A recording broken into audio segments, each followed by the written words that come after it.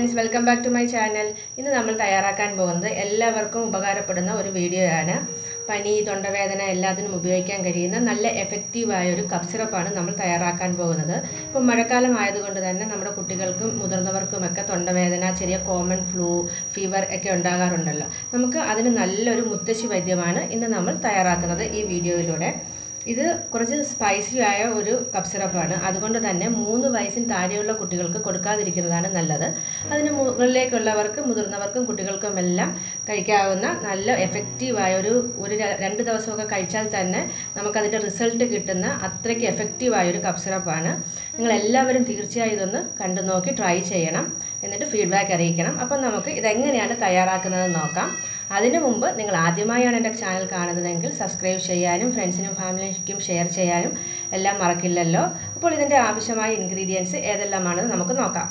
ഇതിനാദ്യം നമുക്ക് ആവശ്യമായത് ഒരു 200 ഗ്രാമോളം ഇഞ്ചിയാണ്. നമുക്കിത് തൊലിയൊക്കെ കളഞ്ഞ് ചെറുതായിട്ടൊന്ന് അരിഞ്ഞ് അരച്ചിതിൻ്റെ നീരെടുക്കണം. പിന്നെ നമുക്കിതിലേക്ക് ആവശ്യമായത് ഒരു കൈപ്പിടി പനിക്കൂർക്കയാണ്. അതുപോലെ പിന്നെ നമുക്ക് ആവശ്യമായത് ഒരു കൈപ്പിടി തുളസി ഇലയാണ്.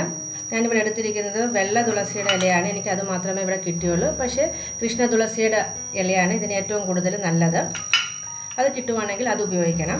പിന്നെ നമുക്കിതിലേക്ക് ആവശ്യമായത് കരിപ്പോട്ടിയാണ്. കരിപ്പോട്ടിക്ക് പകരം നമുക്ക് പനങ്കൽക്കണ്ട് വേണമെങ്കിലും ഉപയോഗിക്കാം. ഇതിലേക്ക് നമുക്ക് ഒരു നാരങ്ങ വേണം, ഒരു 10 ഗ്രാമ്പൂ, 2 ഏലക്ക, കുറച്ച് പട്ട. ഞാനിത് മിക്സിയിലിട്ട് ഒന്ന് പൊടിച്ചെടുത്തിട്ടാണ് ഇതിലേക്ക് ഉപയോഗിക്കുന്നത്. കുരുമുളക് പൊടി, ചുക്ക്. നമ്മൾ ഇഞ്ചി ഫ്രഷ് ആയിട്ടുള്ള ഇഞ്ചി ഉപയോഗിക്കുന്നെങ്കിലും നമുക്ക് ഇതിലേക്ക് ഒരു 1/2 ടേബിൾ സ്പൂണോളം ചുക്ക് വേണം. ഉണ്ടെങ്കിൽ മാത്രം ഇട്ടാൽ മതി. പിന്നെ നമുക്കിതിലേക്ക് ആവശ്യമായത് ഒരു 1/4 ടേബിൾ സ്പൂണോളം മഞ്ഞൾപ്പൊടിയാണ്. 1 ടേബിൾ സ്പൂൺ ആവശ്യത്തിന് മധുരത്തിന് നമുക്ക് കുറച്ച് തേൻ കൂടി വേണം. ഇനി നമുക്കിതെങ്ങനെയാണ് തയ്യാറാക്കിയെടുക്കുന്നത് നോക്കാം. ആദ്യം തന്നെ നമുക്ക് ഇഞ്ചി നല്ലതുപോലെ വൃത്തിയാക്കി തൊലിയൊക്കെ കളഞ്ഞ് ഇത് ചെറിയ ചെറിയ പീസുകളാക്കി എടുത്ത് മിക്സിയിലൊന്ന് അടിച്ചെടുക്കാം. ഞാനിവിടെ ഇഞ്ചി നല്ലതുപോലെ വൃത്തിയാക്കി ചെറിയ പീസുകളായി അരിഞ്ഞു വെച്ചിട്ടുണ്ട്. ഇനി നമുക്കിത് മിക്സിയിലെ ജാറിലേക്ക് ഇട്ട് കൊടുത്ത് കുറച്ച് വെള്ളം കൂടി ഒഴിച്ച് നല്ലതുപോലെ ഒന്ന് അടിച്ച് പേസ്റ്റാക്കി എടുക്കാം. നമുക്കിത് അരിച്ചെടുക്കാനുള്ളതാണ്. നമുക്കിതിൻ്റെ നീര് മാത്രം മതി. ഞാനിവിടെ 1 ഗ്ലാസ്സോളം വെള്ളം ഒഴിച്ചു കൊടുക്കുന്നുണ്ട്. ആവശ്യത്തിന് മാത്രം നമുക്ക് വെള്ളം ഒഴിച്ചാൽ മതി. ഒഴിച്ച് നമുക്ക് നല്ലതുപോലെ ഒന്ന് അടിച്ചെടുക്കാം. നമുക്ക് ഇനി ഇത് അരിച്ചെടുക്കാം.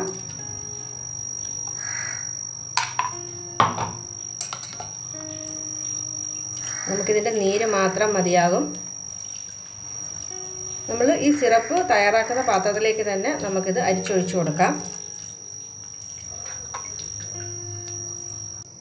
നമുക്ക് ഇത് ഒന്നുകൂടി ഒന്ന് അടിച്ചെടുക്കാം.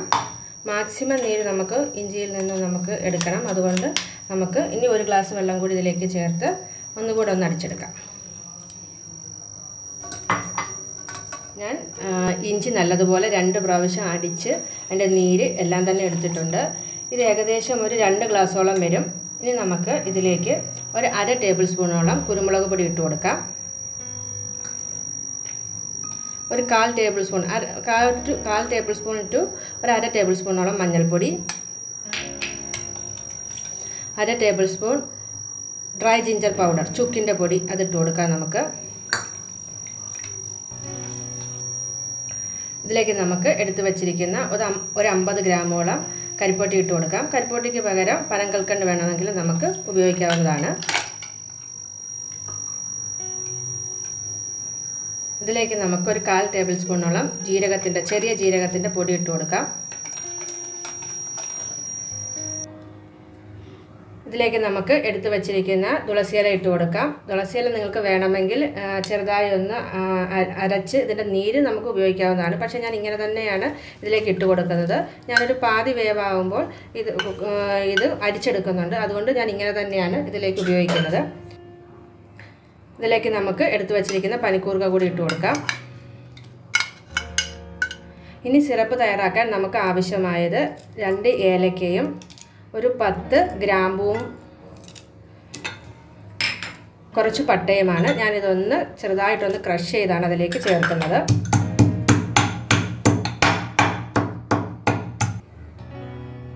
നമുക്ക് ക്രഷ് ചെയ്തെടുത്ത സ്പൈസസ് കൂടി ഇതിലേക്ക് ഇട്ട് കൊടുക്കാം. നിങ്ങൾ പൊടിയാണ് ഉപയോഗിക്കുന്നതെങ്കിൽ ഏലക്കയുടെ പൊടി, ഏലക്കയുടെ ഒരു 1/4 ടേബിൾ സ്പൂണോളം ഏലക്കാപ്പൊടി, ഒരു 1/4 ടേബിൾ സ്പൂണോളം പട്ടയുടെ പൊടി, ഒരു 3/4 ടേബിൾ സ്പൂണോളം ഗ്രാമ്പു, അത്രയും ഉപയോഗിച്ചാൽ മതിയാകും. ഇനി നമുക്കിതിലേക്ക് ആവശ്യമായത് ചെറിയ നാരങ്ങയുടെ കുറച്ച് തൊലിയാണ്. നമുക്കിത് ഈ പുറത്തെ മഞ്ഞ മാത്രം ചെറുതായിട്ടൊന്ന് എടുത്ത് ഇതിലേക്കിടാം.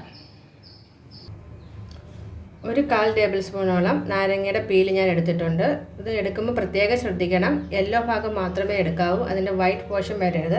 അങ്ങനെ വന്നാൽ നമ്മുടെ സിറപ്പിന് ചെറിയൊരു കയ്പച്ചവ ഉണ്ടാവും. അതുകൂടി നമുക്ക് ഇട്ട് കൊടുക്കാം.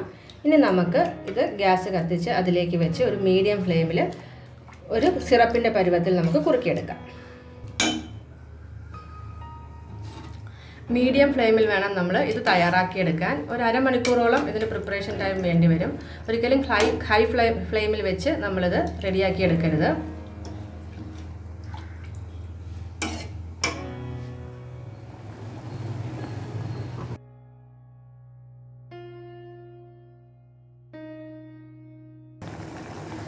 നമ്മൾ കപ്പ് സിറപ്പ് തയ്യാറാക്കാൻ തുടങ്ങിയിട്ട് ഒരു 10-15 മിനിറ്റോളം ആയിട്ടുണ്ട്.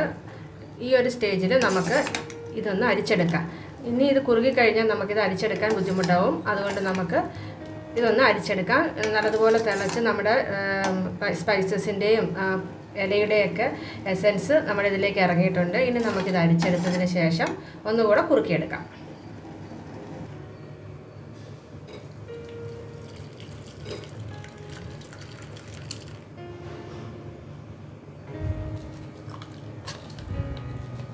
ഇതുപോലെ നമുക്ക് നല്ലതുപോലെ ഇതൊന്ന് പിഴിഞ്ഞ് ഇതിൻ്റെ എല്ലാ നീരും നമുക്ക് ഞെടുക്കാം.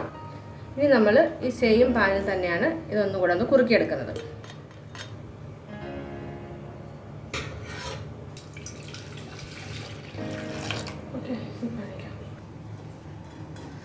നമുക്കിതിന് ഒരു സെമി സോളിഡ് കൺസിസ്റ്റൻസി, നമ്മുടെ സിറപ്പിൻ്റെയൊക്കെ ഒരു കൺസിസ്റ്റൻസി ഉണ്ടല്ലോ, അതാവുന്നത് വരെ നല്ലതുപോലെ ഒരു മീഡിയം ഫ്ലെയിമിൽ വെച്ച് കുറുക്കിയെടുക്കാം.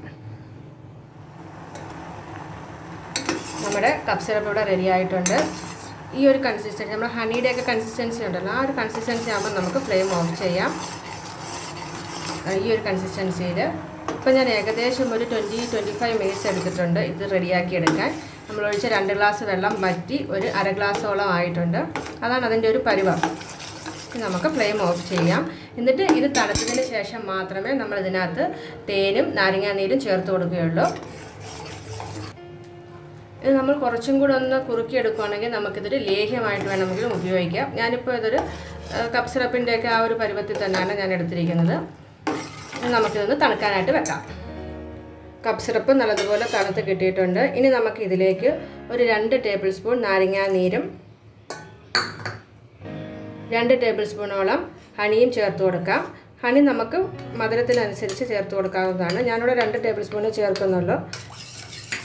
ഇനി നമുക്ക് നല്ലതുപോലെ ഒന്ന് മിക്സ് ചെയ്ത് ഒരു എയർ ടൈറ്റായിട്ടുള്ള ഗ്ലാസ് ജാറിൽ സൂക്ഷിക്കാം. ഇങ്ങനെ സൂക്ഷിച്ചാൽ നമുക്ക് ഫ്രിഡ്ജിലൊന്നും വെക്കാതെ ഒരു 2 മാസം വരെയൊക്കെ ഇത് ഉപയോഗിക്കാൻ കഴിയും. ഞാനിത് വളരെ കുറച്ചൊരു ക്വാണ്ടിറ്റിയോടെ ഉണ്ടാക്കിയിട്ടുള്ളൂ. പക്ഷേ നമുക്ക് കൂടുതലുണ്ടാക്കിയ 2 മാസം വരെ നമുക്ക് ഫ്രിഡ്ജിലൊന്നും സൂക്ഷിക്കാതെ തന്നെ കേടുകൂടാതെ സൂക്ഷിക്കാൻ കഴിയുന്നതാണ്. അപ്പോൾ ഒരു സൈഡ് എഫക്റ്റും ഇല്ലാതെ കുട്ടികൾക്കൊക്കെ കൊടുക്കാൻ കഴിയുന്ന, മുതിർന്നവർക്കൊക്കെ കഴിക്കാവുന്ന നല്ല എഫക്റ്റീവായിട്ടുള്ള, വളരെ എഫക്റ്റീവായിട്ടുള്ള, എനിക്ക് പേഴ്സണലി അനുഭവം ഉള്ളതാണ്, അത്രയ്ക്ക് എഫക്റ്റീവായിട്ടുള്ളൊരു കപ്പ് സിറപ്പാണിത്. നിങ്ങൾ തീർച്ചയായും ചെയ്ത് നോക്കണം. എന്നിട്ട് ഫീഡ്ബാക്ക് അറിയിക്കണം. Thank for watching my channel. Take care. Bye bye.